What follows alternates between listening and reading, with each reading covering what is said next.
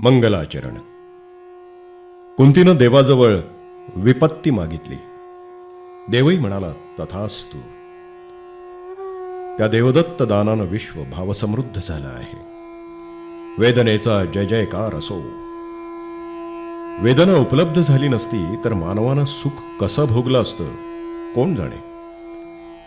ही कुणा एकाची भ्रमणगाथा. हा कुणी एक स्वतःच्या आणि दुसऱ्यांच्या सुखदुःखांचा साक्षी होता. गोपाळ नीलकंठ दांडेकर. कुणा एकाची भ्रमणगाथा. संध्याकाळ व्हायला आली. निश्चलपुरींनी पोथी बंद केली तेव्हा कुठं मला त्यांची मुद्रा नीट पाहता आली. छे, ही मुद्रा आपण नेहमी पाहतो त्यातली नव्हतीच मुळी. हजारो लाखो माणसं पाहतो नाना परीची, पण हा माणूस त्यांच्यातला नव्हेच. तसं काय विशेष आहे? काहीच तर नाही. इतरांसारखे नाक कान डोळे, पण या कान नाक डोळ्यांच्या आतलं फार मोठं मन तर मुद्रेवरूनही स्पष्ट कळू शकते. स्फटिकासारखं अंतर बाहेर स्वच्छ, लोण्यासारखं मऊ. मुद्रा जणू अंतर्दर्शी आरसाच आहे. इतकी नितळ मुद्रा आपण फार कमी वेळा पाहिली आहे. आणि असा हा जगावेगळा माणूस या गांजा भांग्याच्या लफड्यात कसा सापडला? या मठाच्या उपाधीत कसा गुंतला? तोच एका फक्कडानं समाधीसमोर आरतीचं सामान आणून मांडलं. एक फक्कड उठून समाधीकडे चालले. निश्चलपुरीने स्वतः आरती हाती घेतली आणि मग सुरू झाला घंटानाद. 7-8 घंटा वाजत होत्या, वेगवेगळ्या स्वरांच्या.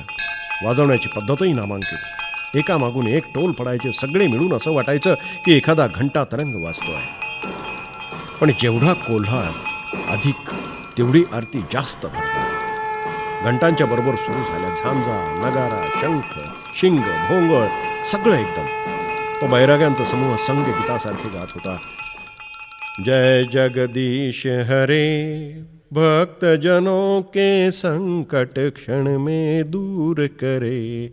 ओम जय जगदीश हरे, हरि ओम जय प्रभु ईश हरे. सुराबिरांचं बंधन कुणीच पाळीत नव्हतं. अगदी मोकळ्या भसाड्या कंठांनी गात होतं. गात होते कसले? किंचाळत होते. निमूटपणे कानावर होत असलेले अत्याचार सहन करत होतो. भाग्य ही की आरती लवकर आटोपली. सगळ्यांबरोबर मीही मोठ्या भक्तीनं निरांजनीवरून हात फिरवला. निश्चलपुरींनी आचमनीतलं पाणी सर्वांवर शिंपडलं आणि मग एक विद्वान बैराग्यानं शिवमहिमन सुरू केलं. महिमन पारते परमविदुषो यद्दे सदृशी स्तुस्ती ब्रह्मोदी नामपी तो दवसन्नास तो ई ग्रेह. ती महिमशाली देववाणी ऐकून धन्य झालो. तोवर निश्चलपुरी समाधीसमोर दंडवत घालून आसनावर जाऊन बसले. मग एक जण महाराजांचं दर्शन घेत दिवसभराच्या कामाचा झाडा देऊ लागले. तोवर एक फक्कड पुरीजींचे पाय दाबत बसला. भाग्य आहे काय? माहूत म्हणाला, आज परमानंदाचा पाय जरा लंगडत होता. आणि मग मी मठात पाऊल टेकल्यापासून आत्ता निश्चलपुरी बोलले. का आत्माराम, काल काटा घुसला होता ना? अच्छा काढलास ना? हो महाराज. मग सरसावला उंटवाला. आज माळावर नेलं होतं चरायला? आत्माराम. पोटभर चारले ना? होय महाराज. मग आला कोठीवान. आज 23 मूर्तींना शिधा दिला? आत्माराम. पोटभर दिला ना? हो महाराज. मग उभा राहिला पाणक्या. हात जोडून बोलला, आज फार पाणी आणावं लागलं. का आत्माराम? थोरल्या हौदाला कुत्रं शिवलं. मग बुढे बाबाजींनी रागारागानं सगळा हौद ओतून दिला. अरे आत्माराम, फार श्रम झाले. मग माझ्या लक्षात आलं की निश्चलपुरींच्या कोशात मनुष्य मात्रांसाठी एकच संबोधन आहे, ते म्हणजे आत्माराम. स्त्रियांसाठी कोणतं आहे देव जाणे. गावकरी पुढे सरसावले. कुणी काही सांगितलं, कुणी काही. पण आश्चर्य असं की निश्चलपुरी अगदी लांब उभं राहिल्यासारखं बोलत होते. प्रत्येकाच्या तक्रारीत त्यांना रस आहेही आणि नाहीही. शेवटी उठलो, दुरूनच नमस्कार करून म्हणालो, नर्मदे हर, नर्मदे हर आत्माराम, परिक्रमावासी हो. जी हां. संपलं. पुरीजींनी डोळे मिटून घेतले. मला थोडा रागच आला. इतकी उपेक्षा म्हणजे काय? काही आदर, काही आतिथ्य, काही शिष्टाचार तरी असावा. तेवढ्यात गर्जना झाली. प्रसादी तयार है. सगळे उठले. मी मात्र बसूनच राहिलो. पुरीजी ते पाहून म्हणाले, आत्माराम, प्रसादी नाही पाओगे? तुम्ही चला ना. आमचा प्रसाद दुपारीच होतो 1 वेळेला. तुम्ही जा. बरोबर आहे. दुपारी घनचक्कर जडली असेल आणि आता येईल बदाम घालून आटवलेलं दूध, मग कशाला रात्री खाल. इकडे गजर सुरूच आहे.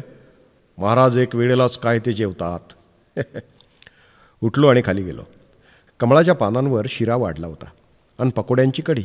बैरागी लोक सर्वसंग परित्यागी तर खरेच, पण मला वाटतं हा असा चमचमीत स्वयंपाक मात्र त्यांनीच करावा. तूप अगदी शिऱ्याच्या अंगाबरोबर होतं. कढी तर नामांकितच झाली होती. जेवता जेवता विचार सुरू होते की जागा तर छान दिसते आहे, 4 दिवस घालवायलाही हरकत नाही, पण नुसतं पंक्ती पठाण बनून राहण्यात काही मजा नाही. काहीतरी चमत्कार दाखवला पाहिजे. ढेकरं देत माडीवर गेलो. पुरीजी एकटेच पहुडलेले होते. बसलो होतो त्याच खांबाजवळ आसन लावलं. डोळे मिटले. संथ स्वरात सुरू केलं. युष्मदस्मत् प्रत्ययगोचरयोः विषयविषयिणोः तमः प्रकाशवत. जाम डोळे उघडले नाहीत. हळूहळू माझ्याभोवती माणसं गोळा होत आहेत हे हेरलं, पण म्हटलं एवढ्यात नाही, अजून थोडी गोळा होऊ द्यात. म्हणणं थांबवलं आणि हात जोडून डोळे उघडले. समोर होते निश्चलपुरी. त्यांनी विचारलं, ये क्या करते रहे. मी म्हटलं, अध्यास भाष्य. आत्माराम, अद्भुत वाणी है आपकी. निश्चलपुरी श्वास सोडून म्हणाले. आणि मग जी काही प्रशंसा सुरू झाली आहे, वाह वाह, जैसे नर्मदा मैया का प्रवाह, गंगा मैया की धारा कहिए, कैसे शुद्ध पाणी, कैसा मीठा सूर. पुरीजी उभेच होते. म्हणाले, आत्माराम, कल आगे बढ़ेंगे शायद. हो म्हणावं तरी पंचायत, नाही म्हणावं तर आपल्या वेशाला साजून दिसायचं नाही. शेवटी तोंडातून निघालच, हां आत्माराम. राहा ना 4 दिवस. गुरु महाराजांच्या समाधीला ऐकवत जा थोडा नित्यपाठ. गोळा झालेल्या फक्कडांनी गोंधळ केला. राहतील तर काय, स्वतः महाराज म्हणतायत रहा ब्रह्मचारीजी. हे सगळे फक्कड अख्खर शत्रू आहेत, त्यांना काय शिकवा. मी काही बोललोच नाही. म्हटलं जरा ओढून धरावं. पुन्हा पुरीजी म्हणाले, नाही राहणार. मी म्हणालो, माझी परिक्रमा. ऐका आत्माराम, गुरु महाराज फार मोठे सिद्धपुरुष होते, त्यांची सेवा वृथा नाही जायची. मग मी असंतुष्टता दाखवीत म्हणालो, तुमचा आग्रहच असेल तर मग. पुरीजींना अपार हर्ष झाला. त्यांनी मला हाताला धरून उठवलं आणि आपल्या आसनाशेजारी बसवलं. मग मोठ्या कुतूहलानं विचारलं, अध्ययन कुठं केलं आत्माराम. मी गुरुदेवांचं नाव सांगितलं. हात जोडून पुरीजी म्हणाले, काय काय म्हणालात. गीता भाष्य, उपनिषद, चतुसूत्री, आणि मग भरीला भर म्हणून कुणीही कधीही न लिहिलेल्या 4-6 ग्रंथांची नावं दडपून दिली. जसं वेदांत प्रदर्शिनी, गीता सुक्ती मणिमाला, उपनिषद विमर्शिनी. मला माहीत होतं की इथं कोणीही ग्रंथकर्त्याचं नाव विचारित नाही, की परीक्षा घ्यायला येत नाही. कुणाचं काही अनहित होत नसेल तर एखादी थाप मारली तर फारसं पाप लागत नाही. तात्पर्य असं आहे की सगळा मठ माझ्या अद्भुत विद्वत्तेनं अगदी थक्क झाला. स्वतः पुरीजींनी एकाला सांगितलं, आत्माराम, ब्रह्मचारीजींच्या झोपण्याची व्यवस्था करा. मग एका ओट्यावर सुरेख उंटांच्या केसाचं जीन, पांघरायला राजस्थानी घोंगडी, थाटच थाट होता. पहाटे उठलो. तो कमंडोलो घेऊन एक फक्कड पुढे झाला. मी प्रातःकर्मे आटोपून नर्मदेवर आलो. तोवर त्यानं बावळीचं दातवण तयार ठेवलं होतं. स्नान उरकल्यावर लंगोटी पिळू लागलो. तो मोठ्या आदवीनं त्यानं हातातून ती काढून घेतली आणि भस्म पुढे केलं. मी हसून म्हणालो, हे सगळं कशासाठी. तो म्हणाला, महाराजांची आज्ञा आहे. ठीक आहे. मठीत आलो आणि चौफेर अगाध विद्वत्तेचा मारा सुरू केला. अगदी फैलावर घेतलं कालच्या महिमनवाल्याला. तुम्ही महिमनं किती अशुद्ध म्हणता. अशुद्ध आहे का ते. ऐकवत नाही. पण ब्रह्मचारीजी, देववाणी अशुद्ध म्हणणं पाप आहे. पाप, महापाप. बाप रे. तिचं अशुद्ध उच्चारण करणारा नरकाला जातो. ब्रह्मदत्त ऋषींनी शाप देऊन ठेवला आहे, त्रुटिता पाठिता वाणी भवेन नरककारिणी. एवढा दम भरायचा अवकाश तो महात्मा पावलं घट्ट धरून बसला. वाटेल ते केलं तरी सोडेच ना. एका परीनं बरंही वाटलं. पहिली गोष्ट ही की हा इथं सर्वात विद्वान माणूस, तो भजनी लागला की सगळा मोठा आपलाच आहे. त्याहून महत्त्वाची दुसरी गोष्ट अशी की याच्या उच्चारांना नावं ठेवीत 4 दिवस याला महिम शिकवण्यातच काढता येतील. बाकी कुणापुढं पांडित्य प्रकट करण्याचा प्रसंगच यायचा नाही. सर्व काम दबदबा कायम राखून सुसंपन्न होईल. तरी पण आश्वासनं मात्र भरपूर देऊन ठेवायला हवीत. त्यात कुठे उणेपणा येता उपयोगाचा नाही, कारण ती कधीच पुरी करायची नाही आहेत. सकाळी नर्मदेवर माझ्यापुढं धावून तेव्हापासून एकांत मनानं माझी सेवा करत असलेला फक्कड काही निष्काम कर्म करीत नव्हता. त्यालाही काही शिकायचं होतंच. महिमनं वाल्याला पहिला श्लोक शिकवला. त्याला माझ्यासमोर बसून 200 वेळा त्याची आवृत्ती करायला सांगितली. मग सहज कृपादृष्टी फक्कडाकडे वळवीत त्याला म्हणालो, नाम क्या तुम्हारा? अनुग्रहित होऊन तो म्हणाला, निरंजन. निरंजन? अर्थ ठाऊक आहे निरंजन शब्दाचा? नाही बाबाजी. विरक्त मुद्रेनं म्हणालो, साधा नावाचा अर्थसुद्धा माहीत नाही. यामुळंच तर साधूंविषयी आदर कमी झाला आहे. पूर्वी एकेका साधूबरोबर 150 शिष्यांचा तांडा असायचा. खाणं विचारू नका, पिणं म्हणू नका, पण काय ज्ञान होतं त्या साधूंचं. 4 वेद, 6 शास्त्र, 18 पुराणं, आगम निगम, तंत्रविद्या, गीतविद्या, वास्तुविद्या, यंत्रमांत्रिका ज्ञान, आकर्षण क्रिया. माझं ते अगाध ज्ञान पाहून साधूंचा तो संघ अगदी थक्क होऊन गेला. एका म्हाताऱ्या वैराग्यानं डोळे पुशीत म्हटलं, खरं आहे महाराज, खरं आहे. गेले ते दिवस ते साधू दृष्टीलाही पडायचे नाहीत. माझे गुरु तसेच होते.